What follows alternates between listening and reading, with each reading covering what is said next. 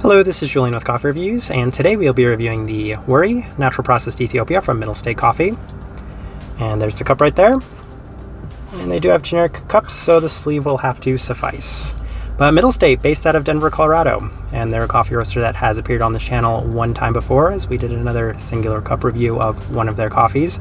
I do have pretty extensive familiarity with this coffee roaster, as once upon a time they were the new hip trendy coffee roaster in the Denver area, and during that time I got an opportunity to try so many of their coffees and a lot of their coffees in the years that followed as well.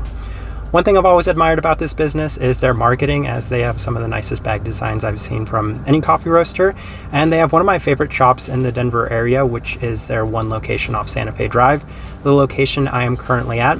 And another thing that has always set Middle State apart from other Denver-based coffee roasters is that they are probably the lightest roasting coffee roaster in the Denver area. And I don't think I've ever tried one of their natural processed coffees, so that will make for an interesting review. And the way that their shop works is they had one drip offering, which was a wash processed Ecuador, the Juan Peña, and then they had 4 pour over options, and that included this natural processed Ethiopia.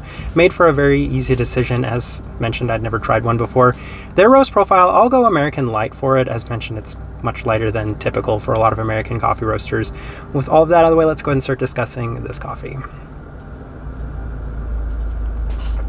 So having drank Middle State's coffees for so many years, one theme I've always noticed from them is that I actually like their coffees at the warmer temperatures, so right after it's been brewed, because it's during that time I experience a little bit more from them, and in this case I was experiencing so much of that berry component to it.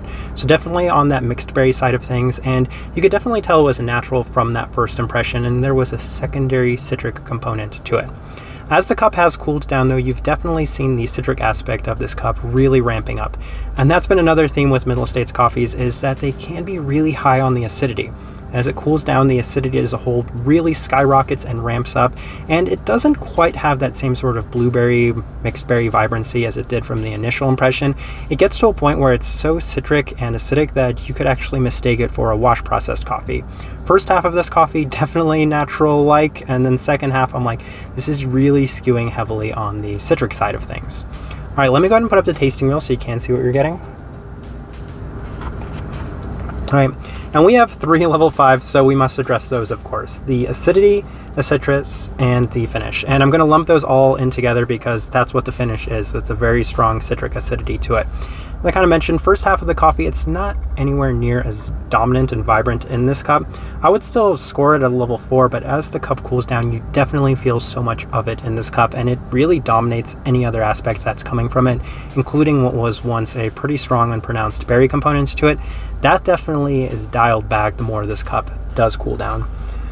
Bunch of level 4s, so let's go through those as well. The sweetness at a level 4, it is a sweeter cup of coffee. That's something you would definitely expect, especially for it being a natural processed coffee. So level 4 is about perfect for it. The berry level 4, initially, yeah, it's on the higher side of the level 4, but even now as it's cooled down, it's such a secondary component that I could say higher side of the level 3, but it's right in between, so I think that's why it fits perfectly at level 4. At its best, it could justify low level 5 as well, but now as I'm experiencing it, yeah, it's not even as noticeable or distinct in the cup.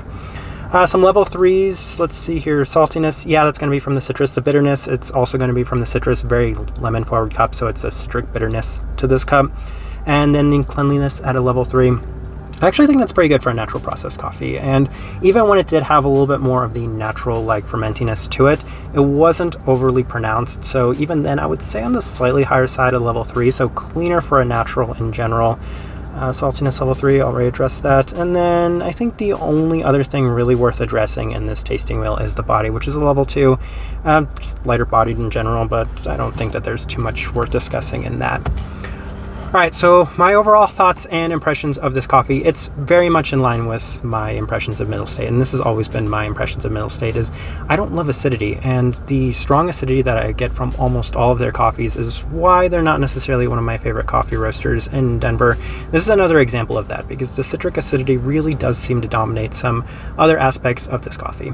I thought that it might be different because it was a natural processed coffee, but it still kind of turned out with my previous experiences of middle states, that once it does cool down, you're really just feeling the strength of that acidity that just takes away from all of the other things that could possibly make this coffee more enjoyable for me.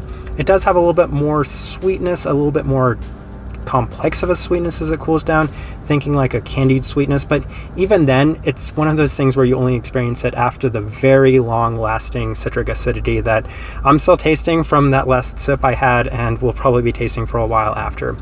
Type of person I would suggest this coffee to: anyone that really likes their citric acidity. That seems to be in line with my experiences on middle stay.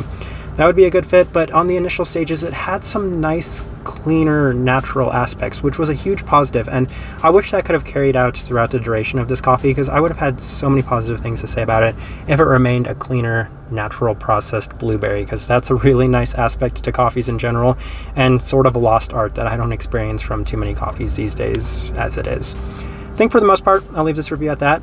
If you've by chance had an opportunity to try this coffee or anything from Middle State, I'd love to know your thoughts and impressions of it or them as well. If you're enjoying the content, give this video a like, subscribe if you're not already subscribed. This right here has been a review of the Wuri Natural Processed Ethiopia from Middle State Coffee. Thank you for watching.